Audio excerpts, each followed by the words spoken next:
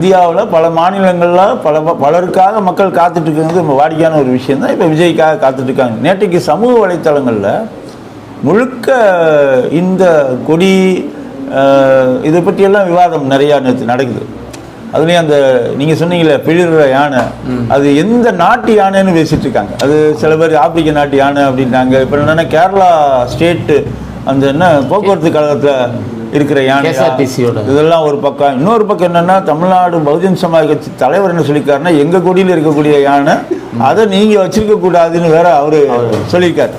இப்போ இது மாதிரியான விஷயங்களோட இருக்கு. இன்னொன்று, விஜய் வருகையை பிடிக்காத பலர் தான் விஜயுடைய கொடிக்கு அந்த பாட்டுக்கும் விளம்பரம் கொடுத்துட்டு இருக்காங்க.